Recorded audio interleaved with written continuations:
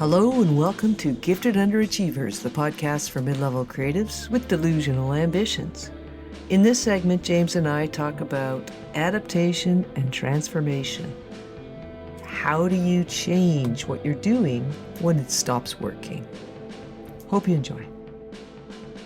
Hey, Pat. Yes, James. So I'm just coming back from the Gifted Underachievers vertical wind tunnel. That? Yeah. How was it in there? Well, it was a little dusty. We haven't used it in a while. Oh, okay. So I thought for sure. There was a lot of dried leaves and spider webs and whatnot flying around. But once that cleared out, it was pretty good. So what brought you in there? Well, I was practicing my pirouettes and various airflow maneuvers. So because there's going to be, I believe, a neurospicy X Games. Run that by me. A neurospicy what? X Games. X Games? What's X Games? Yeah. Well, like extreme sports. Oh, for fuck's sake. Are you... I look at your adorable face and I think this guy is mental. What's going on in there? Is it because my hair is flowing back? Under your toque? Yeah. Yeah. Well, I had to put the toque on after I got out. You said there was no wind in there. It's a little chilly. You're so delusional. All right, bring it home. I don't know what's going on right now. Well, it's part of this notion of adaptation in order to achieve transformation. Ooh, I like it. Yeah. And thinking about, and this captures both sides of our creative coin here, which is people have the creative adjacent jobs like us editing, but also trying to move the needle forward on our personal private projects. Mm-hmm.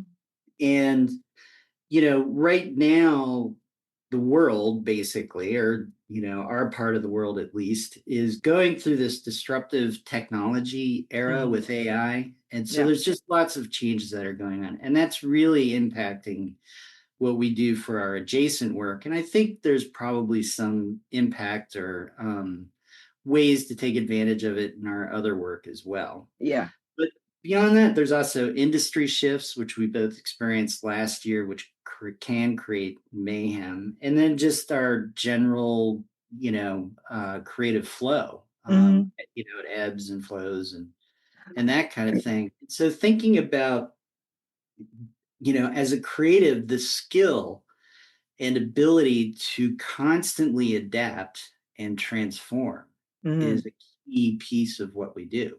Yeah. And it made me wonder if you can't do that, can you even succeed at all? Ooh, pardon my phlegminess. As you know, I have a cold. So yeah, if you can't adapt and transform, can you succeed at all? I think in any self-employed situation, the answer would be it's unlikely.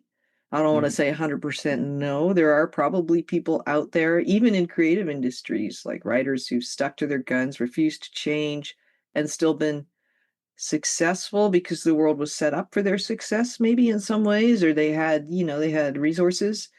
But my personal opinion, based on all the creative people I've met in my lifespan, which is a very high number, I would say, because of my job partly, and also because that's who I like to hang around with, is that no, if you cannot adapt to whatever the world is doing, which not, all the stuff you said, yes, AI, changing how work is distributed in the creative industries sometimes, but also just the political and emotional and sort of, racist, misogynistic, all this other stuff, culture that is rising. There's so much going on that if you can't work your way into your own tunnel and keep going through, like keep digging, you're not going to get out the other side. You can't just dig the way you used to dig. It's gotta be, you might have to think differently and then Yeah. behave differently, right?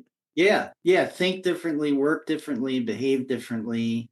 And, as much as we like to think that our, the walls of our office and whatnot protect us from, externalities, the fact is we're completely, subject to any major changes, especially on the work side. Yeah.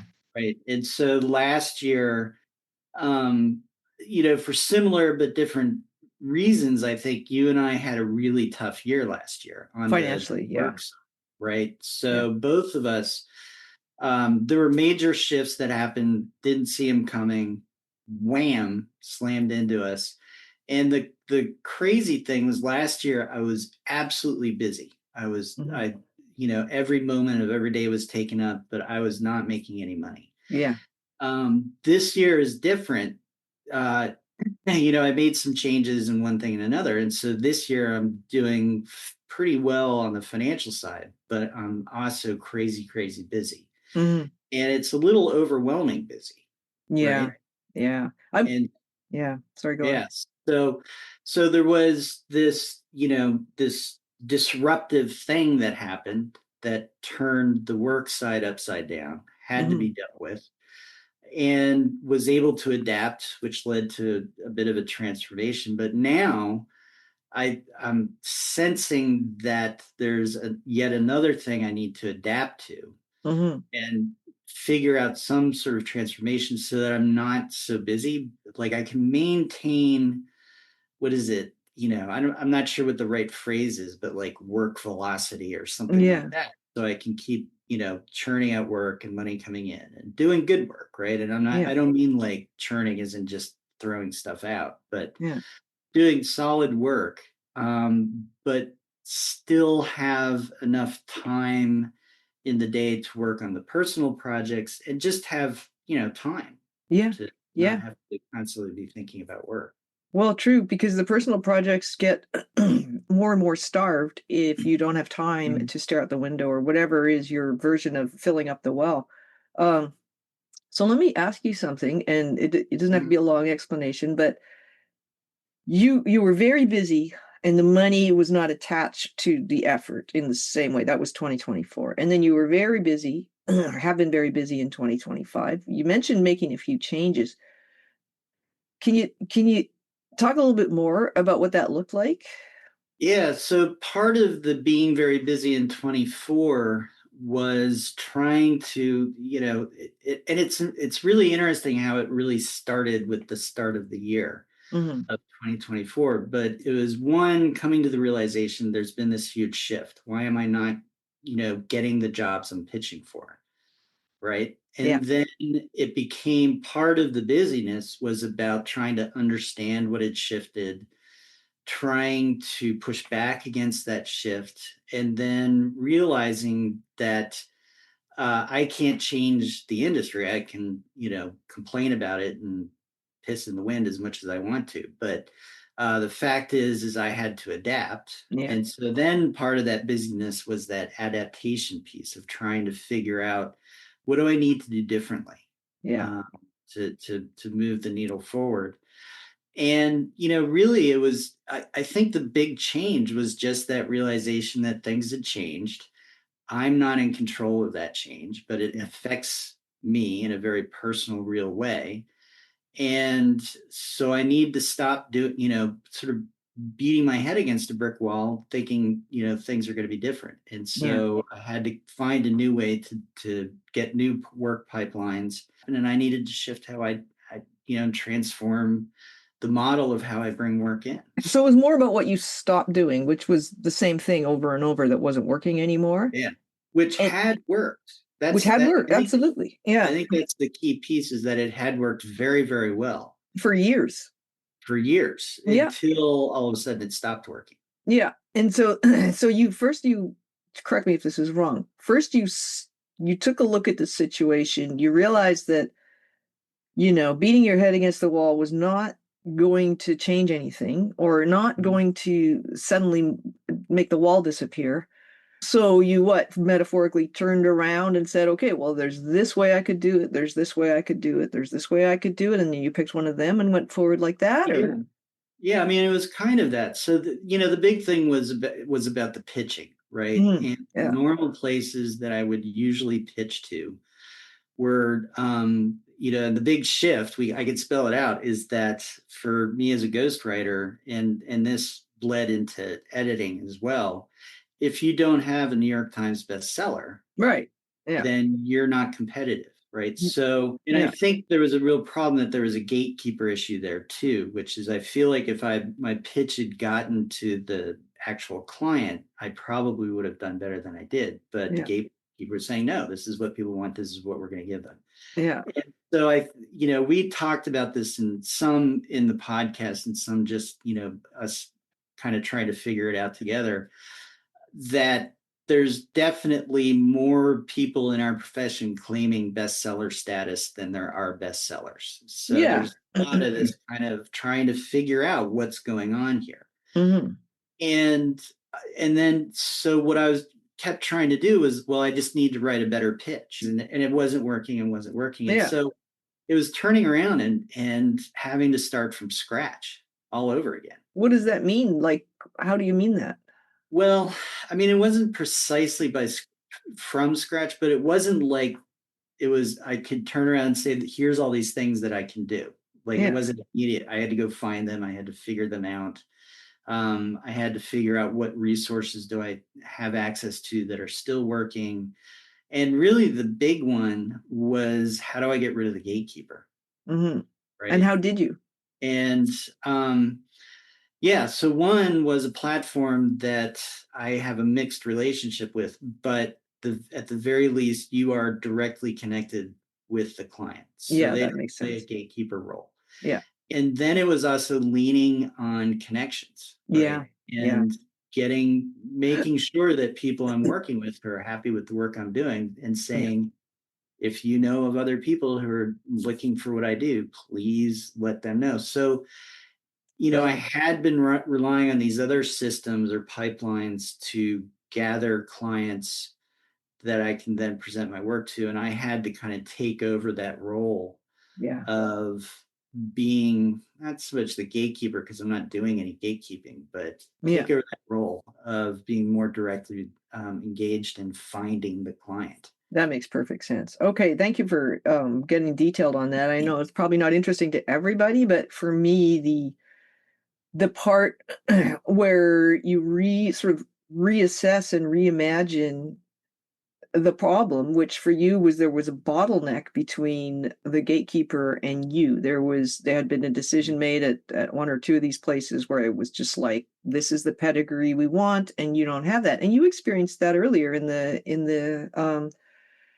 reporting business, journalism. So it would be, I think it would be probably quite disappointing, or maybe just discouraging to get up against that same kind of energy, but you found a different way that's now available to you, partly because of tech, so that you can connect directly with potential clients, and they're not getting your pitch winnowed out before they see it, which Mhm. was the problem. And I also think leaning on connections, that's good advice for any creative. I believe a lot of people, there's this myth of the Sigma, the, the Sigma creative, Sigma Riz, Sigma Riz, right? Sigma is creative. Uh, oh, don't even listen to this. It's ridiculous. Yeah, if you're a I think Gen we're being Xer. cool. Um, but there's this idea that everybody's just drops into the universe fully blown. But I keep mentioning Sharon Loudon's book, Living and Sustaining a Creative Life, because it brings you up against the reality, essays from artists about how they sustain a creative life. And it Mm. does involve who you know. And I already know that publishing is all about who you know. I mean, so leaning on connections, bypassing the gatekeeper, that's all good. Uh, How, And mhm. it's easy to say, but it's hard to do. It's very hard to do. And And it yeah, requires also the willingness to say no too, because yeah, there were some opportunities that were presented, and at first blush, it's like, oh, great. And then thought about it, dug deeper, and it was like, no, this isn't going to work for me. Yeah. Yeah. Yeah. So a certain amount of insight into your own, willingness to take on something that isn't necessarily the best fit for you. It's kind of bringing to mind the idea of risk aversion versus, risk Uh, acceptance. Like, yeah. so if you have a thing that's working, part of the reason it can take time to realize something isn't working anymore is because letting go of beating your head against that wall is a risk, actually, or it can look like a risk from where you're standing, because you're like, if I just beat my head a little bit harder, that wall will break open. Yeah. So you have to accept the risk of turning around and going, okay, what else is out here? That door's closed. Yeah. I mean, when you're talking, I had the image of trying to start a lawnmower that, Yeah. God damn it, it started every fucking time before. Why is, and you're yanking, yanking, yanking on the cord and it's not going. And at some point, you have to say, I've either got to take this to the small engine repair shop, or perhaps this thing is just buggered and I got to get a new mower. Yeah. And which then leads you into this whole other zone where you have to evaluate, is this the right small engine repair shop? Is this guy going to rip me off? Oh God. Is if I'm going to buy a mower, am I going to get an El Cheapo? Is that the way to, so you get into these decision tiers, Yeah. and so that takes huge amounts of time, Yeah. and you're exploring and testing and developing new approaches and trying to figure it out. Yeah. So it eats up time. Yeah, it eats up time. It takes a certain amount of distance from your own situation too. Mm-hmm. It's much easier to take on a creative adjacent job that you already know how to do than it is to say no to that job. So you'll have time to really think about your Mm-hmm. ecosystem and go, okay, well, if I don't do that anymore, how can I transition into this other way of doing things that will still meet my needs? And now we're talking, you said at the beginning of this chat that you're crazy busy to be to the point of being Yeah. overwhelmed. So now there's another shift that you're thinking might be needed. Yeah. So there's the next adaptation, right? Yeah. So how do you maintain a level of busyness that you need to maintain, Hmm. but find ways to create spaces for other parts of life, right? So that you're Yeah. not just so that life isn't just I am a working ghostwriter and that's it. Yeah. 7 days a week, 24 hours a day, that's the only thing I am. Yeah.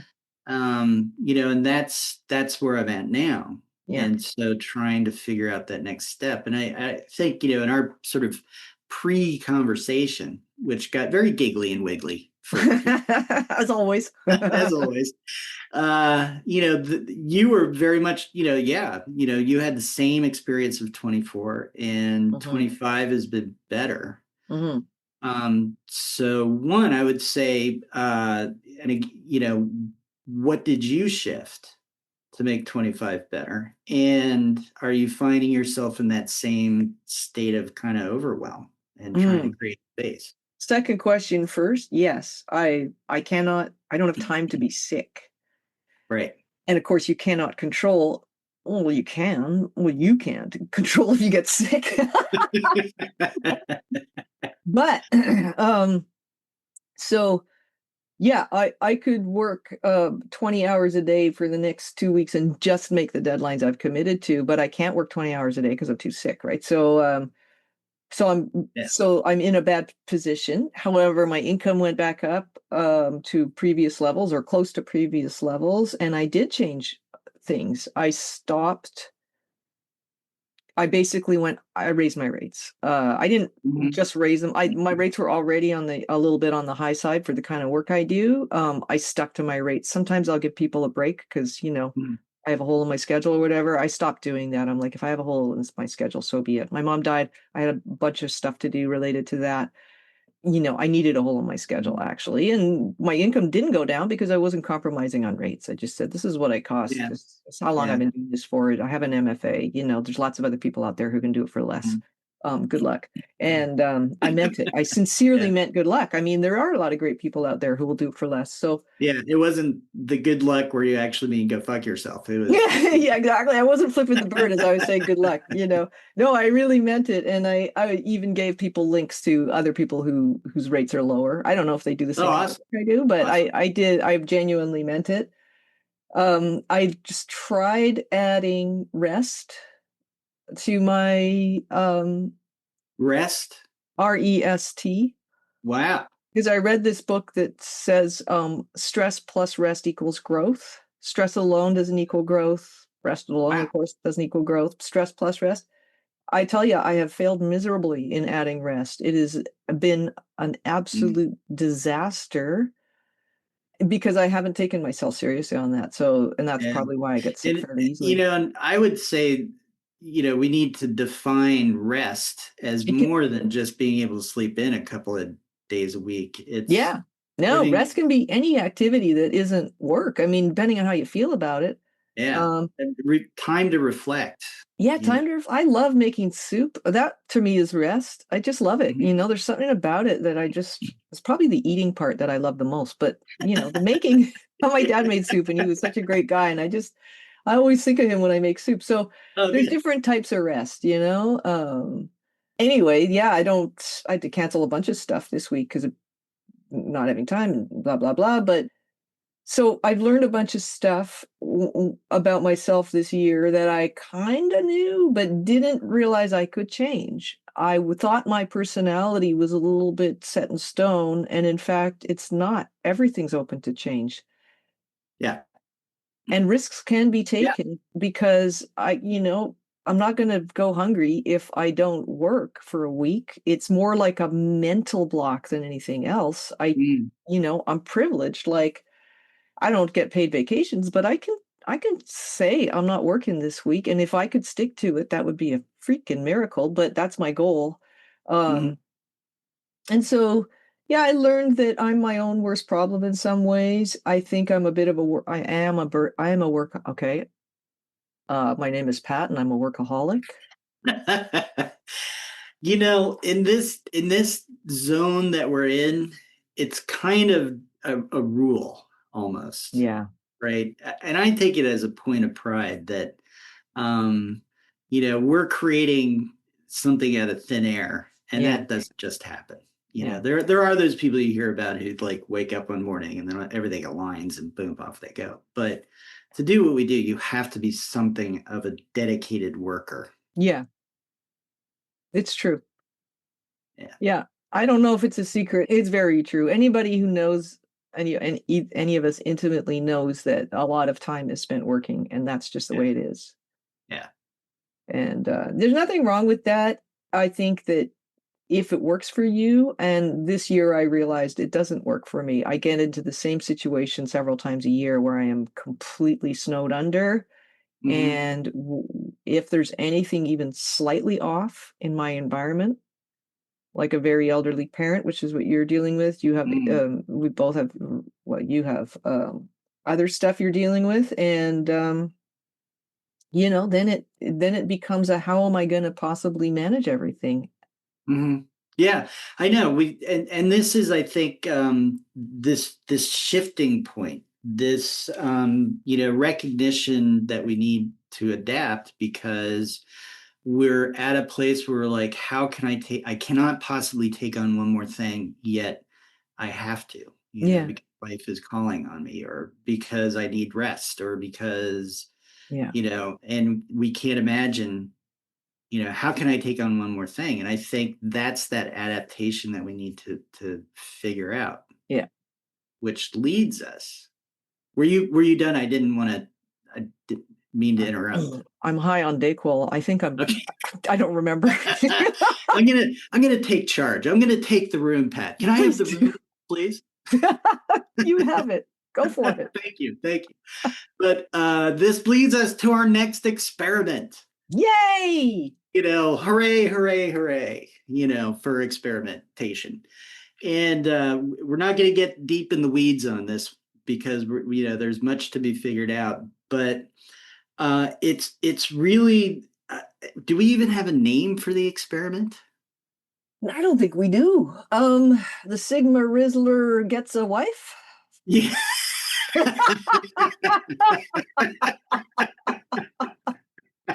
That's me. I'm That'll talking. work. That'll work. Yeah.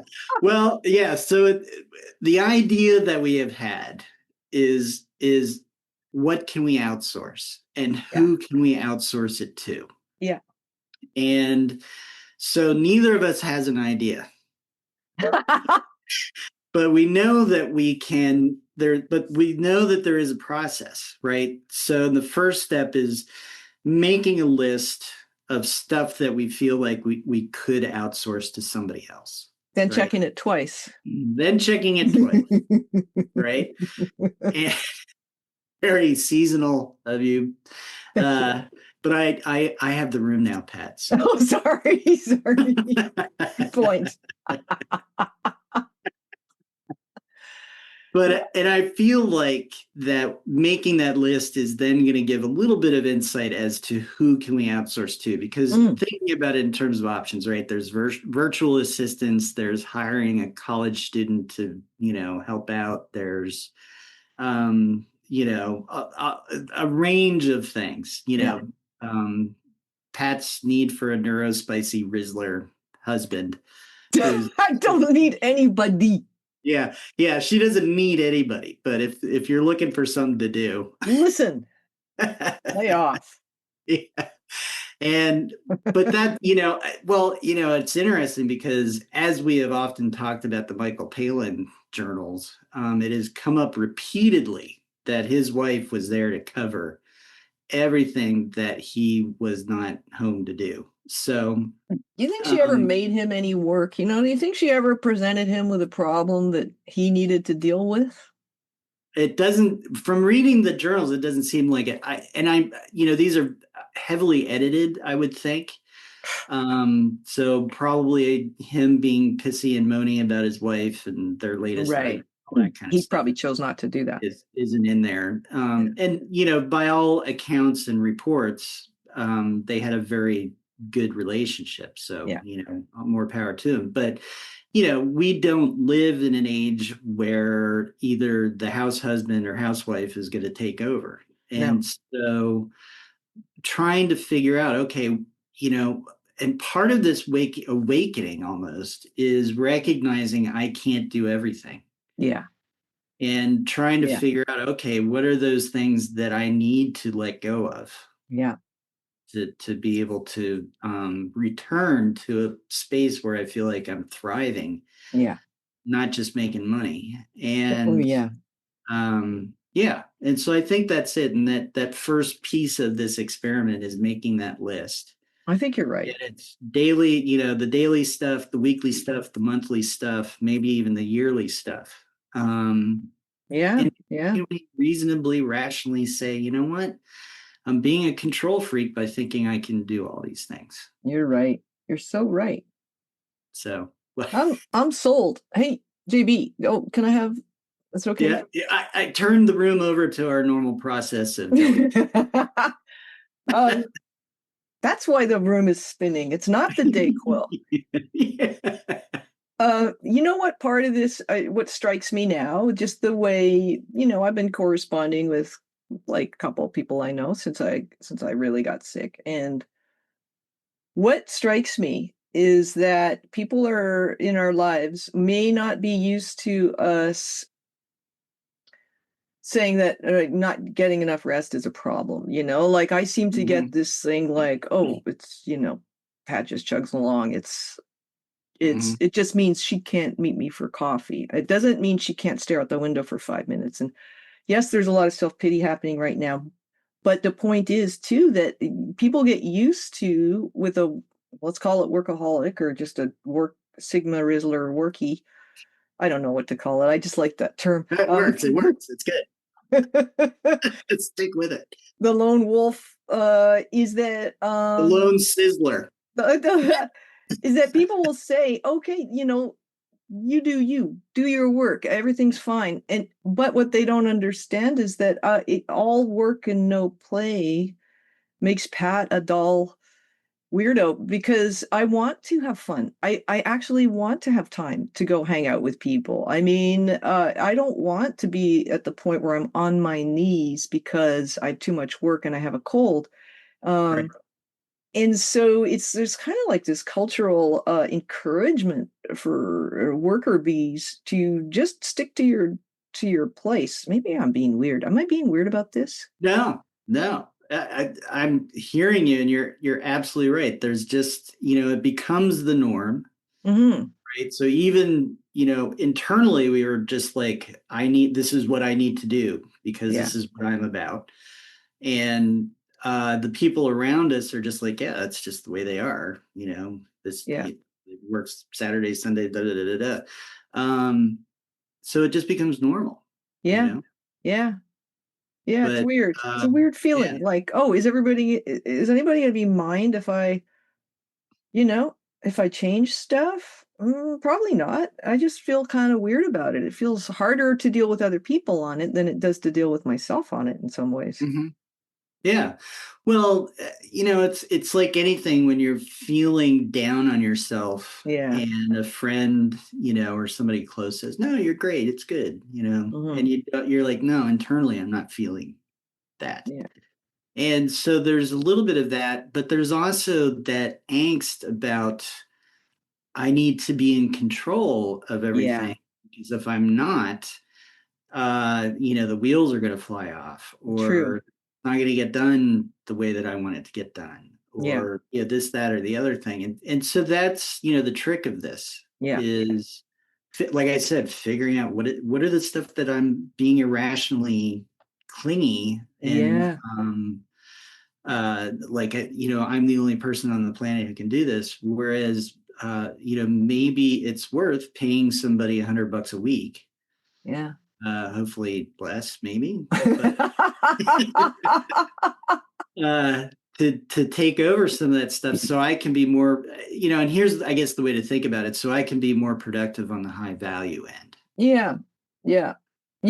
I've been skating around this issue for at least 5 years. There have been points, and I did have a VA, well, somebody I knew. She moved to England, so at that point it Mhm. became virtual.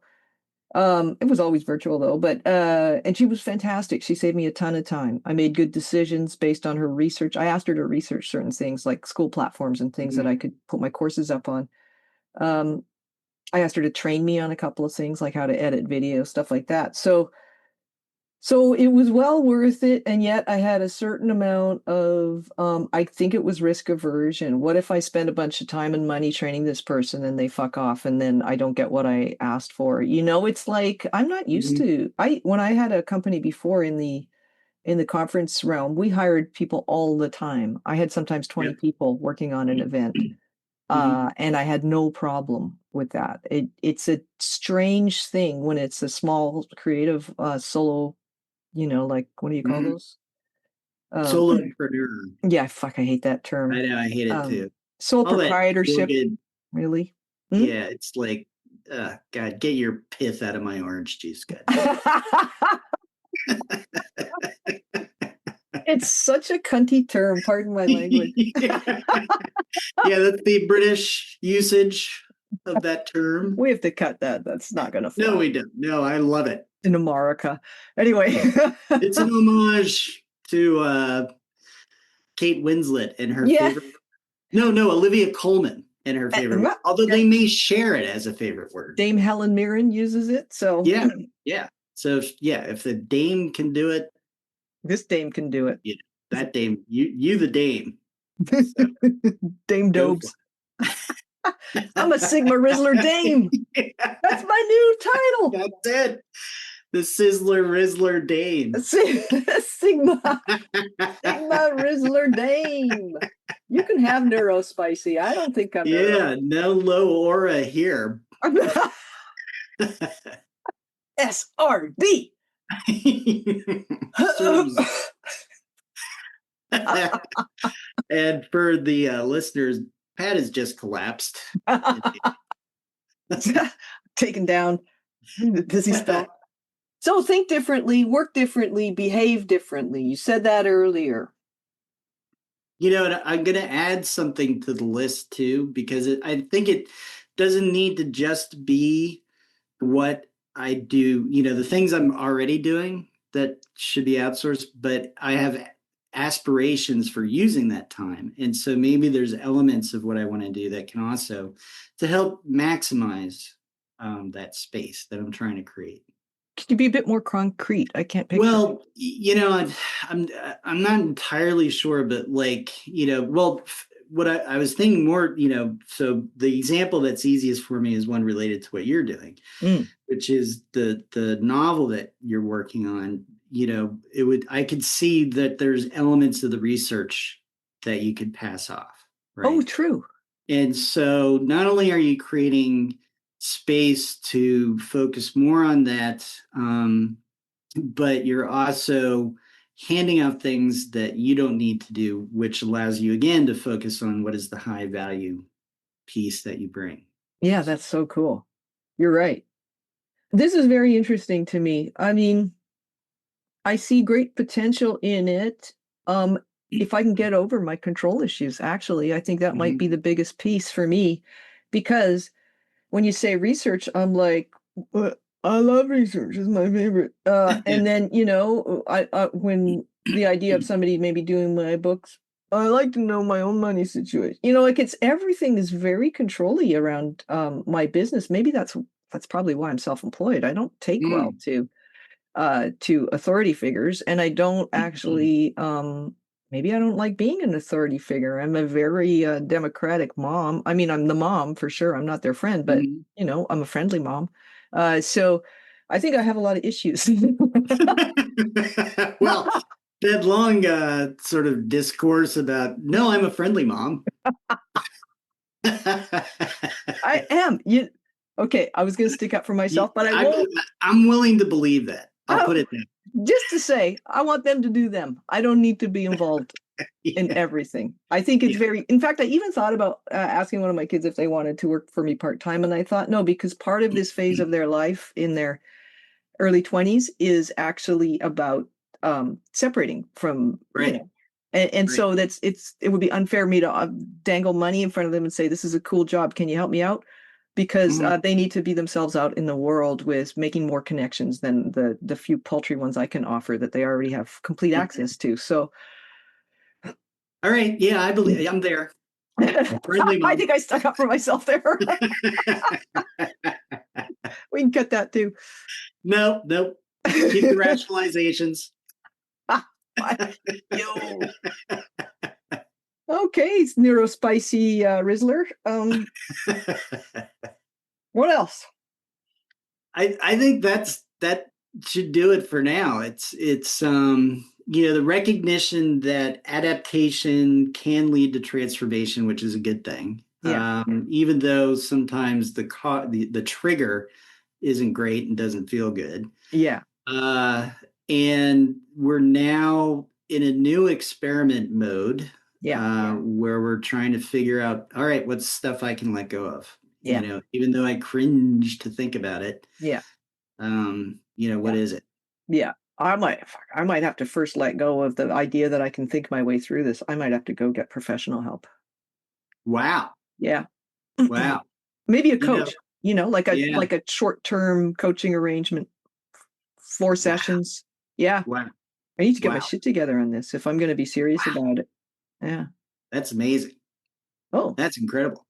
Yeah. No, I think that's great. You know, I'm going to think about that. I might try and DIY it, but yeah, you get a code. Yeah. Okay. Yeah. Yeah. I know just the person too. Oh, even better. See, I have no idea who I would reach out to. Yeah, I don't know how I met her. Fuck, who knows? Yeah. Through a writing Well, friend. I'm going to reach out to the listeners. If you feel like you could coach me into a better place, I'd like to hear from you. Yeah, pitch. Send us a So, pitch. go to orchardwriting.com. You can find contact info. Yeah. I mean, if you have any interest at all in getting even within shouting distance of James's mental health.